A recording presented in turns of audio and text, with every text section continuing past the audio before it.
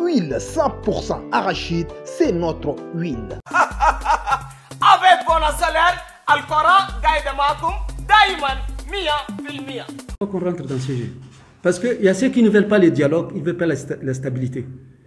Et si tous les meurtriers disent, bon, on va se battre, mais ils vont applaudir, ces gens. Nous, on dit non. Il faut supporter.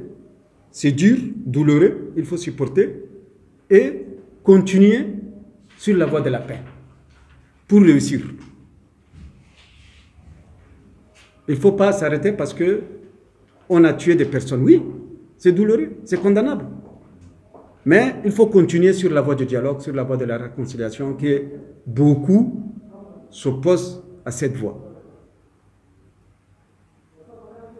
En ce qui concerne les propositions, je viens de le dire, moi, à mon avis, qu'est-ce qu'on fait avec des commissions et des comités composés de 700 et plus de 700 personnes pour faire le dialogue?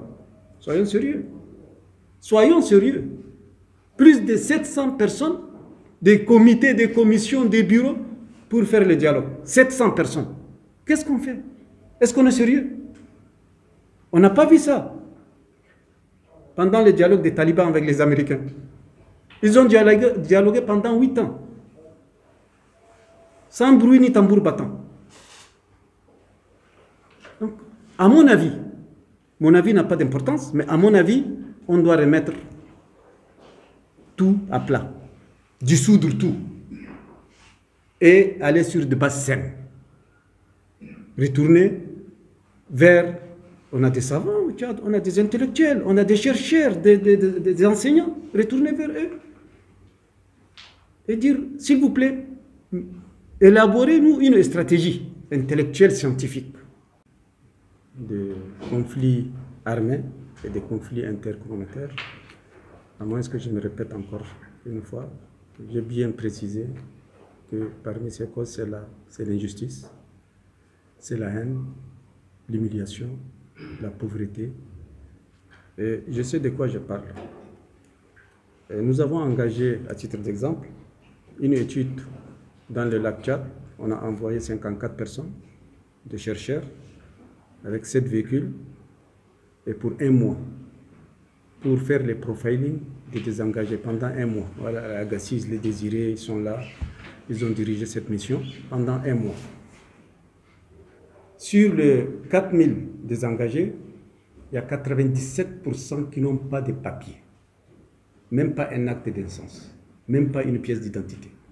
Vous savez, donc je suis informé, pas mieux que vous, mais autant que vous, hein, sur ce qui se passe.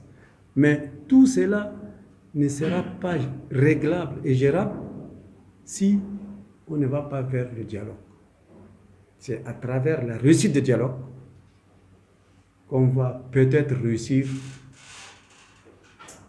les élections libres et transparentes.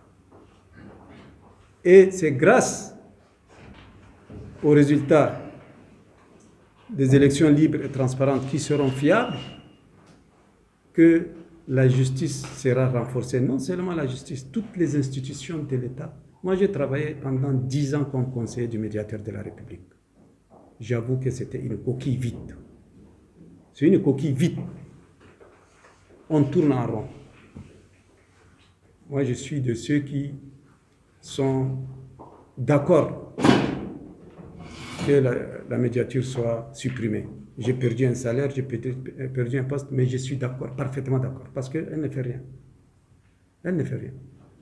Le jour où on a proposé au chef de l'État de réformer la médiature pour que le médiateur soit élu ou nommé par le Parlement, c'est ce jour que la médiature a été. Je vous dis, quand on va à une mission à l'étranger, on nous met dehors s'il y a une assemblée générale. Parce que nous, on ne remplit pas les conditions d'une médiature normale. On nous met dehors, on attend dehors. On n'a pas le droit de voter. Mais on vient gaillardement, on a fait une émission, voilà.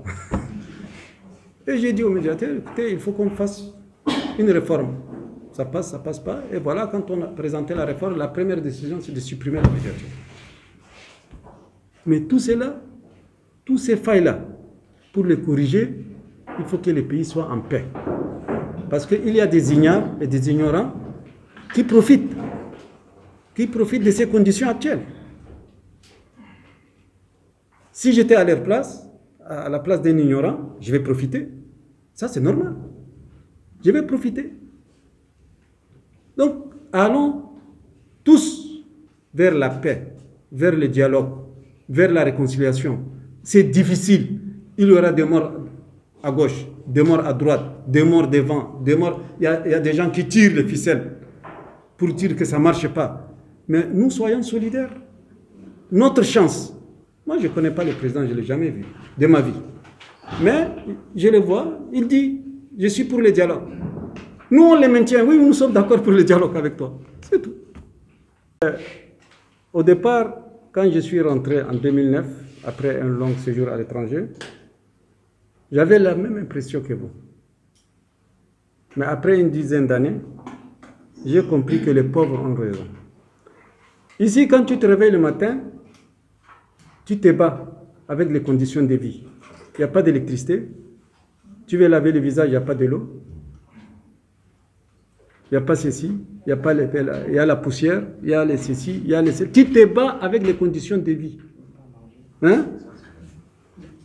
Je vous dis en toute sincérité, quand je suis ici au Tchad, je peux rester 3 mois, 6 mois, je ne produis pas une seule page. Mais, à partir de l'étranger, je travaille. À partir de l'étranger, je travaille, je produis et j'arrive. Il y a 2 semaines, je suis arrivé avec 75 exemplaires d'ouvrages. C'est le résultat de ce que les chercheurs font ici, au centre. C'est les résultats, leurs résultats. Et on me l'envoie, et moi je travaille sur ça jusqu'à l'édition et j'amène. Ces chercheurs, ils souffrent. On ne les considère pas. Imaginez-vous un événement aussi important comme le dialogue. On ne tient pas compte de nos chercheurs. On ne tient pas compte de nos enseignants universitaires. Imaginez-vous. Donc ces gens-là, ils méritent autre chose que cette souffrance.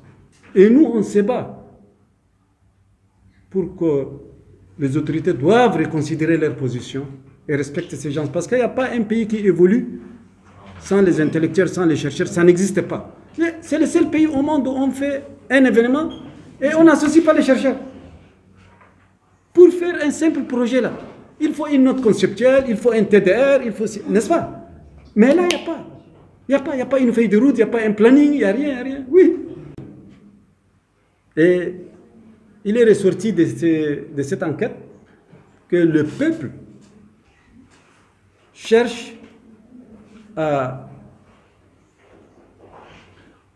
Pour celui qui vient après les élections, le peuple revendique, entre autres, le renforcement de la lutte contre le terrorisme, l'unité de la population, et à la grande surprise, au moment où nous étions en plein Covid-19, la santé arrive en 5e ou 6e. Donc, on a relevé ces points d'une enquête sérieuse élaborée par le centre.